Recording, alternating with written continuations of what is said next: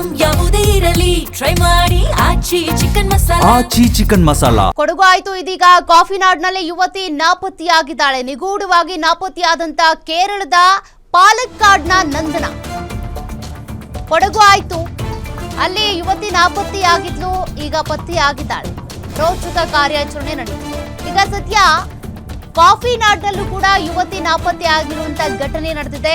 ಕೇರಳದ ಪಾಲಕ್ಕಾಡ್ನ ನಂದನ ಮಾಣಿಕ್ಯಧಾರ ಜಲಪಾತದ ಬಳಿ ನಿಗೂಢವಾಗಿ ನಾಪತ್ತೆಯಾದಂತ ಯುವತಿ.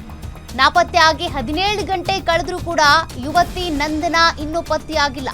ಕೇರಳದಿಂದ ದೌಡಾಯಿಸಿದಂತ 100ಕ್ಕೂ ಹೆಚ್ಚು ಯುವತಿ ಕುಟುಂಬಸ್ಥರು ಹೆತ್ತ ಮಗಳನ್ನ ನಾಪತ್ತೆಯಿಂದಾಗಿ ಕಣ್ಣೀರು ಹಾಕ್ತಿದ್ದಾರೆ ಕುಟುಂಬಸ್ಥರು.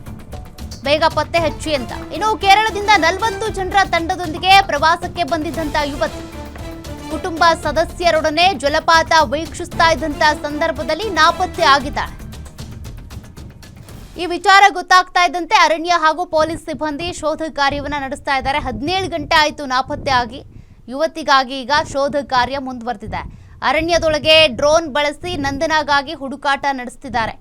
ಅರಣ್ಯ ಇಲಾಖೆ ಸಿಬ್ಬಂದಿ, ಅಗ್ನಿಶಾಮಕ ದಳಕ್ಕೆ ಸ್ಥಳೀಯರು ಕೂಡ ಸಾಥ್ ನೀಡ್ತಾ ಇದ್ದಾರೆ. ಮತ್ತಷ್ಟು ಮಾಹಿತಿ ಕೊಡ್ತಾರೆ ಪ್ರತಿನಿಧಿ ಭರತ್. ಚಿಕ್ಕಮಗಳೂರಿನಲ್ಲೂ ಕೂಡ ಈಗ ಅಂಥದ್ದೇ ಘಟನೆ ನಡೆದಿದೆ. ಕೊಡಗಿನಲ್ಲೂ ಕೂಡ ಇತ್ತೀಚೆಗೆ ಯುವತಿ ನಾಪತ್ತೆ ಆಗಿದ್ಲು, ಮತ್ತೆ ಪತ್ತೆ ಆಗಿದ್ದಾಳೆ. ಬಟ್ ಈಗ ಸದ್ಯಕ್ಕೆ 17 ಗಂಟೆ ಆದ್ರೂ ಪತ್ತೆ ಆಗಿಲ್ಲ ಅನ್ನೋದು ಗೊತ್ತಾಗ್ತಾ ಇದೆ. ಕಾರ್ಯಾಚರಣೆ ಹೇಗಿದೆ? ಕುಟುಂಬಸ್ಥರು ಏನಂತಾರೆ? ಮತ್ತೆ ಸಂಪರ್ಕ ಮಾಡೋಣ. ನೋಡಿ, ನಾಪತ್ತೆಯಾದಂಥ ನಂದನ ಫೋಟೋವನ್ನ ನೀವು ಗಮನಿಸ್ತಾ ಇದ್ದೀರಿ. ಚಿಕ್ಕಮಗಳೂರಿಗೆ ಟ್ರಿಪ್ಗೆ ಅಂತ ಹೋದಂಥ ಯುವತಿ ಫಾಲ್ಸ್ ನೋಡ್ತಾ ಇದ್ದಂಥ ಸಂದರ್ಭದಲ್ಲಿ ನಾಪತ್ತೆ ಆಗ್ಬಿಟ್ಟಿದ್ದಾಳೆ. ಹಾಗಾದ್ರೆ ಏನಾಯ್ತು ನಿಜಕ್ಕೂ ಅಲ್ಲಿ? ಆಕೆ ಜೊತೆಗಿದ್ದವ್ರು ಏನು ಹೇಳ್ತಾರೆ?